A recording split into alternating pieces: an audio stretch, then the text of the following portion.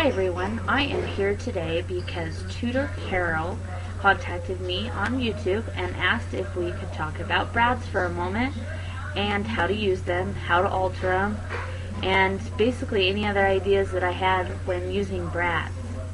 But before we get into Mad About Brads section, I would like to show you a couple of the projects I've been working on. Here is a little Terror Bear I've been working on, a little fairy. I've only made a few, and as you can see by this, I really like them. So here is a little something I've been working on. I've been making my own patterns. I am starting a baby album, and I decided to do a little ABC album. Maybe later on I may have the instructions on how I'm putting this together. I'm doing A is for arrival, B is for bath.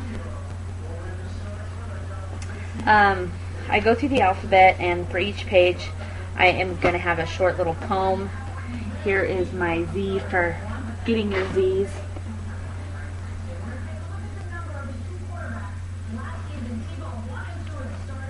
So, that's what I've been working on.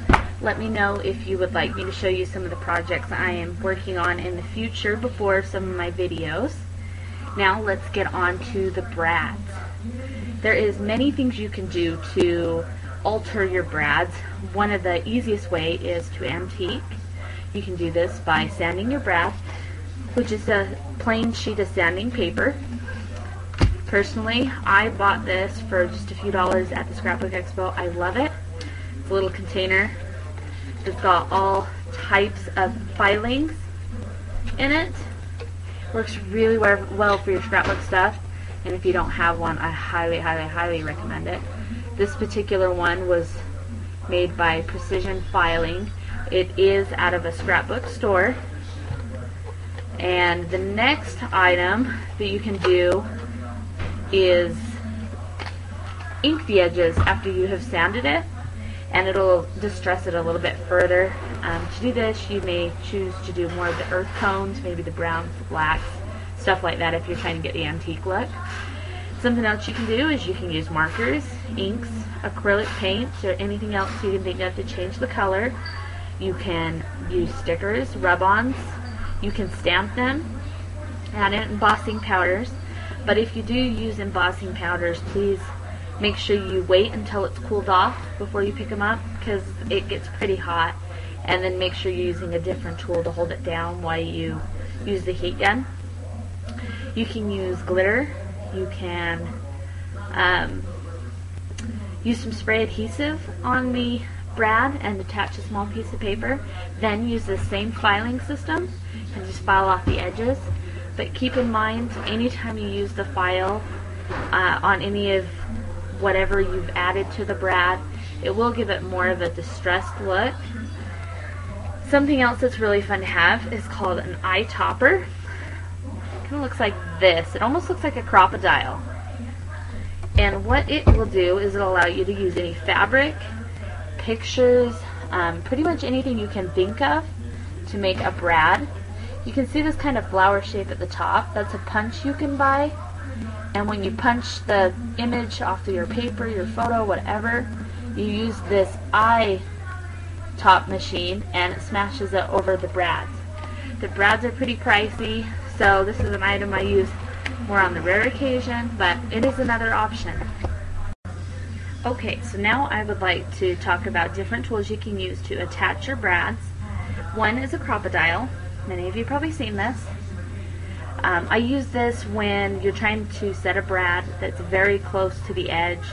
You've probably got only about a 2-inch clearance, so if the brad's going to be any further than 2 inches into your paper, this isn't going to work.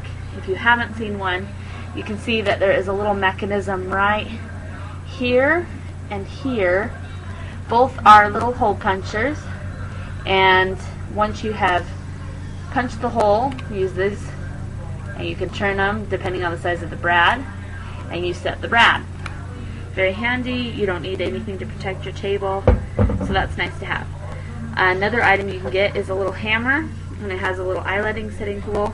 Not a fan of them, so I don't want to show you. Another way you can set brads is the little spring-loaded ones. I really like these as well because you can put them anywhere on your paper. You have one side punches the hole, one side sets the eyelet, but you do need to have a protective mat. So you put this down on your paper, you pull the spring, you switch it back, it'll punch the hole, flip it over, do the same, set your brad. I really like this. It doesn't take up much space. Generally they come in a package of 3 different sizes. Another item I love to use when setting brads is this little puncher tool. I actually bought this over there by the Clay. It's just a sharp needle on one end, wooden handle on the other. Works really good. You can pretty much put it anywhere on your paper that you're trying to set an eyelet hole. This works good if you're using the brads that flare out, not so much if you need to smash it and expand the back metal part. And on to organizing your brads. Probably the easiest way is to buy fishing tackle containers. Put your brads in here. You can get these in all sorts of sizes. They're a lot cheaper than trying to buy something similar at the scrapbook stores. And each container, or each compartment, can have a different type of brad. Personally, I like to keep my brads very organized so I can open the drawer, see everything that I'm looking for. Another way I organize it, I have a lot of brads, so I have a drawer full, so it'll keep these little containers tight, but I actually just used some paper and made some little tiny boxes that don't have lids, stapled them on 2 sides, and then just stuck a bunch of them together. So they're all organized, they all have their compartment. Very cheap, very easy. I like that. And another idea is at Walmart, you can buy these little containers that are about the size of a shot glass. They have a lid on them. You can get about 20 for $1.99. They're over by the food section or the party section. They seem to work pretty good. And she also asked me if I would share some ideas on applying brads. Like, what can you do with brads?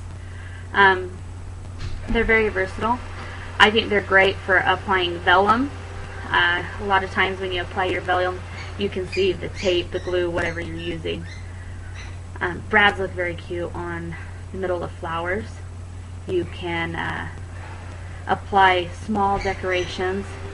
So if you have any confetti or a little punch out of paper, you can put that in the middle, give it a different look. You can use it to have movable parts on your people or your little scarecrow or whatever's in your page or on your card.